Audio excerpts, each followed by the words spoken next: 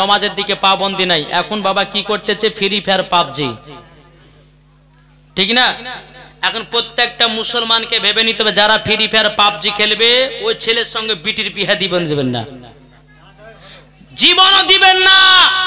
জামাই খুঁজেন একজন নমাজিওয়ালাকে, জামাই খুঁজেন একজন দাড়িওয়ালাকে, আপনার জামাই খুঁজেন একজন কোরআন পড়নেওয়ালাকে, বিটির সাথে বিয়ে দিবেন, বিটি সুখে শান্তিতে ঘর সংসার করবে। আলহামদুলিল্লাহ, নাকি বলছেন বাবাজি? যাই হোক, আমাকে জীবনী করার জন্য হয়তো 3 রাত্রি নিয়ে এসেছে। এখন বাবাজি আমি তো জালসা করার জন্য আসিনি, জালসার ওয়াজ হয় আলাদা আর জীবনী হয় আলাদা। তো বাবাজি যাই হোক, আমার আনসার ভাই তিনি 7-8 মাস থেকে আমাকে জিয়াফত করে এসেছেন। ইনি বলেছেন যে হুজুর মা ফাতেমার জীবনী, যেহেতু মহিলারা আছে, নাকি বলছেন? আপনারা শুনতে চান না? জি, শুধু মা ফাতেমার জীবনী হবে, তার সঙ্গে ইমাম হাসান হোসেন আছে, তার সঙ্গে বাবাজি নবী আছেন, অনেক সাহাবায়ে কেরামগণ আছেন। প্রত্যেকটা কথাগুলো আপনারা শুনতে পাবেন, একটু মন দিয়ে শুনতে হবে। কিভাবে জীবনটা করছি, কোথায় রাখবো, আবার কালকে শুরু করব, এগুলো মনে রাখতে হবে। একবার মদিনার দিকে দিলটি লাগিয়ে ঝুমঝুম আওয়াজে দূর বলুন, আল্লাহুম্মা সাল্লি আলা সাইয়্যিদিনা মাওলানা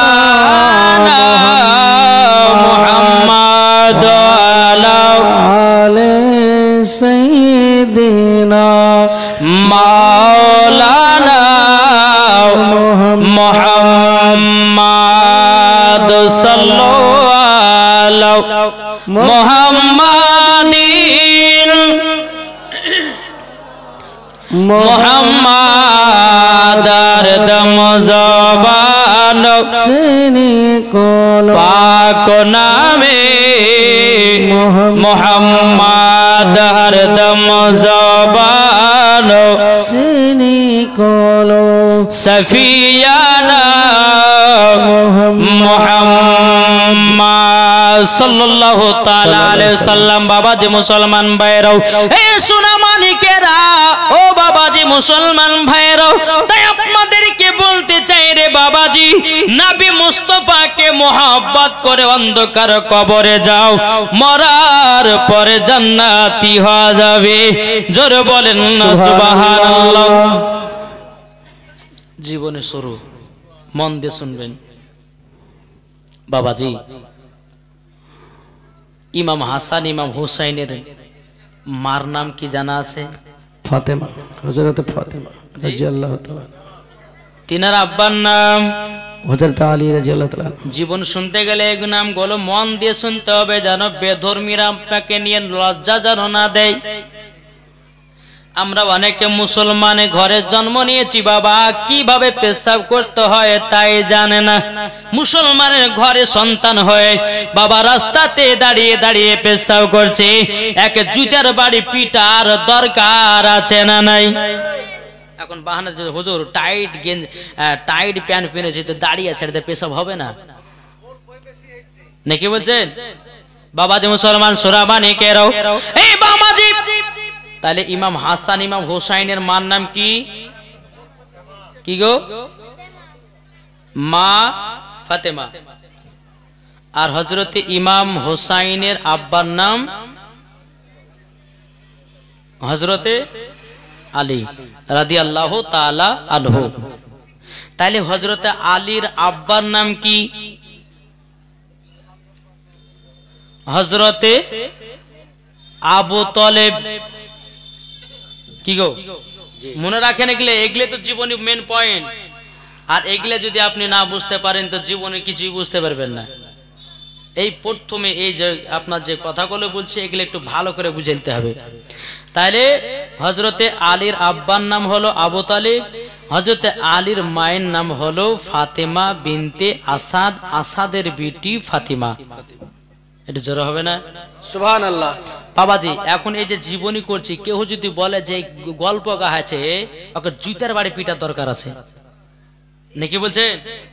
হ্যাঁ, বিশ্বনবীর জীবনী, মা ফাতেমার জীবনী, এগুলা জীবনী নয়, এগুলা হাদিস থেকে প্রমাণ। জোরে বলেন সুবহানাল্লাহ। আর মা ফাতেমার জীবনী এই কারোর জন্য কিতাবের মধ্যে তোলা হয়েছে যেন প্রত্যেকটা মহিলারা শোনার পরে মা ফাতেমার মতো যেন চলতে পারে দুনিয়ায়।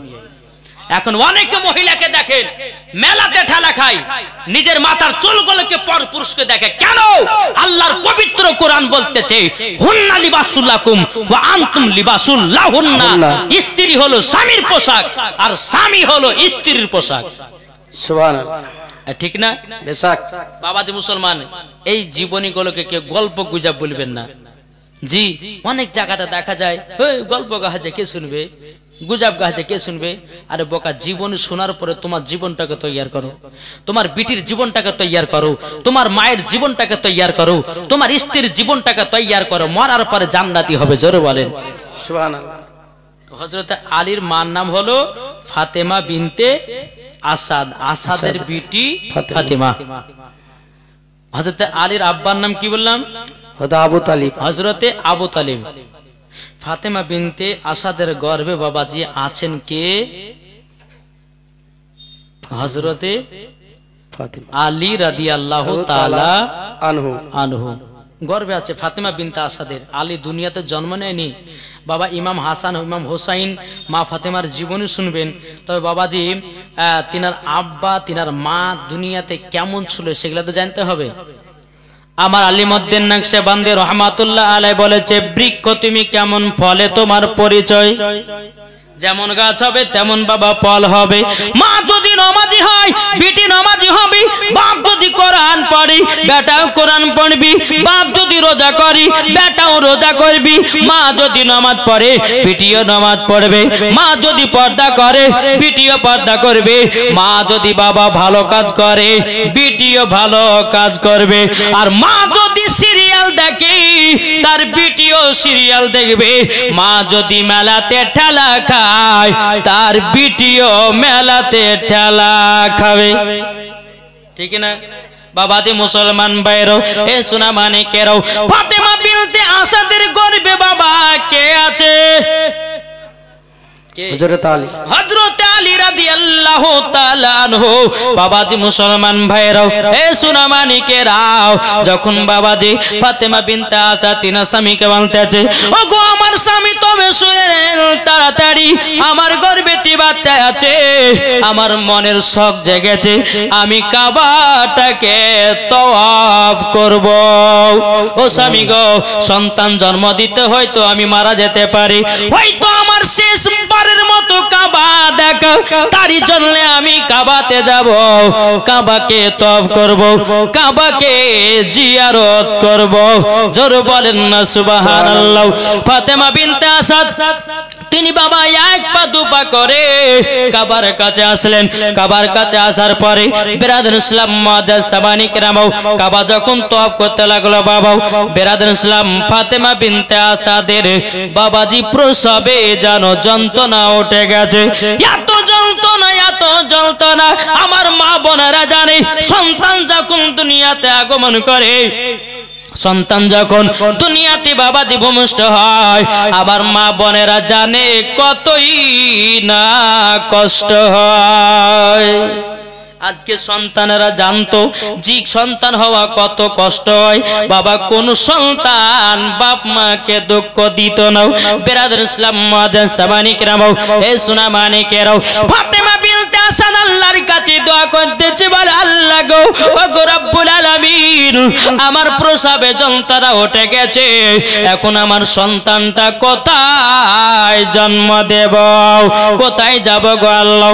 বিরাদর ইসলাম মুআজ্জাজ সাবানি কেরামও, ফাতেমা বিনতে আসাদ আল্লাহ পাক আল্লাহ তাআলাকে বলতেছি, ওগো রব্বুল আলামিন, আপনার যদি সঠিক আমি বান্দি হয়, আল্লাহ গর ইজ্জত রক্ষা করার মালিক কে? আল্লাহ। আল্লাহ আল্লাহ আপনি আমার ইজ্জতটাকে রক্ষা করেন। এখন যদি আমি কাবার পাশে আমার বেটাকে জন্ম দিয়ে দিই, হয়তো আমার ইজ্জত অনেক হাজির হজ করতে এসেছে, হয়তো আমার ইজ্জতকে দেখে নিতে পারে। আল্লাহ বলতেছে, বলো ফাতেমা বিনতে আসাদ টেনশন করো না। আল্লাহ পাক আল্লাহ তাআলা মক্কাতে এমন একটা ঝড় দিয়ে দিল, বাবাজি ঝড়ের আওয়াজে আল্লাহ পাক আল্লাহ তাআলা কাবা ঘরকে দুই খণ্ডিত করে দিল। জোর বলেন না সুবহানাল্লাহ। গায়বী আওয়াজ আসতেছে, ফাতেমা বিনতে আসাদ কাবার ভিতরে প্রবেশ করো। জোর হবে না? সুবহানাল্লাহ। কার ভিতরে? কাবার ভিতরে। কাবার ভিতরে প্রবেশ করো, কে বলছেন? আল্লাহ বলতেছেন। কাবার ভিতরে যখন ফাতেমা বিনতে আসাদ যখন আপনার কিনা ভিতরে আপনার প্রবেশ করেছে রে বাবা, আল্লাহর কি কুদরত, এই কাবাটা আপনার আবারও যেন জয়েন্ট লেগে গেল। জোরে বলুন না সুবহানাল্লাহ। বিরাদার ফাতেমা বিনতে আসাদ তিনি বাবাজি কাবার ভিতরে জন্ম দিল হযরতে আলীকে। জোরে বলেন না সুবহানাল্লাহ। তাই কিতাবের মধ্যে এসেছে আলী নাপাক নয়, নাপাক নয়, আলী হলেন পাক। সুবহানাল্লাহ। আলী যদি নাপাক হতো কাবার ভিতরে জন্ম হতো না। আলী পাক বলেই কাবার ভিতরে আল্লাহ জন্ম করেছে। তাইলে বোঝা গেল বাবাজি আলী থেকে অলি। বুঝতে পারছেন কিছু? জি বাবাজি মুসলমান, একদিন হয়ে গেল হযরতে আলী রাদিয়াল্লাহু তাআলা আনহু বাবা চোখ খুলেন না। দুদিন হয়ে গেল হযরতে আলী রাদিয়াল্লাহু তাআলা আনহু তিনি বাবাজি চোখ খুললেন না। 3 দিন হয়ে গেল বাবাজি চোখ খুললেন না। ফাতেমা বিনতে আসাদ আল্লাহর কাছে দোয়া করে বলে, আল্লাহ গো আপনি আমাকে একটা সন্তান দান করেছেন আল্লাহ। 3 দিন জন্ম হয়ে গেল কিন্তু আমার বেটা কেন চোখ খুলল না? বাবাজি মুসলমান ভাইরাও, ওগো আমার সোনা মানিকেরাও, এদিকে বিরাদার মুআজ্জাজ সামানিকেরাম, আল্লাহ পাক আল্লাহ তাআলা বলতেছ গো আমার জিবরিল আমিন তাড়াতাড়ি করে যাও, আমার নবীজি গারে হিরাতে আল্লাহর ইবাদত করতেছে, আমার নবীকে খবরটা দিয়ে দাও যেন বুঝতে পারে তিনার চাচি ফাতেমা বিনতে আসাদের গর্ভে থেকে সন্তান হয়েছে। এ আমার জিবরিল আমিন তাড়াতাড়ি করে যাও, একটুখানি জানায়া দাও। হযরত জিবরিল আমিন আসার পরে বলছে, লাব্বাইক ইয়া রাসূলুল্লাহ, লাব্বাইক ইয়া হাবিবাল্লাহ, নবী গো আপনার চাচি ফাতেমা বিনতে আসাদের গর্ভে জানো একটা পুত্র সন্তান নিয়েছে, তাড়াতাড়ি করে যান, ইবাদতটা বন্ধ করুন, আপনি কাবাতে চলে যান। জোরে বলুন সুবহানাল্লাহ। বাবাজি মুসলমান ভাইরাও, এ সোনা মানিকেরাও, যখন বাবাজি আমার নবী মুস্তাফা সাল্লাল্লাহু তাআলা আলাইহি সাল্লাম এক পা দুপা করে যখন কাবার কাছে হাজির হলো, কাবার কাছে হাজির হওয়ার পরে দেখতেছে আবু জেহেল, উতবা, সাইবা আছে। সাউন্ডটা কম করো। বাবাজি নবী আসছেন গারে হিরা থেকে, তো কাবার গেটের কাছে দেখছে আবু জেহেল আছে, উতবা আছে আর সাইবা। কিন্তু এরা কি করছে জানেন? কাবা শরীফের তালার চাবি নিয়ে এসেছে, তালাতে চাবি দেয়, আল্লাহর কি কুদরত, তালা খোলে না।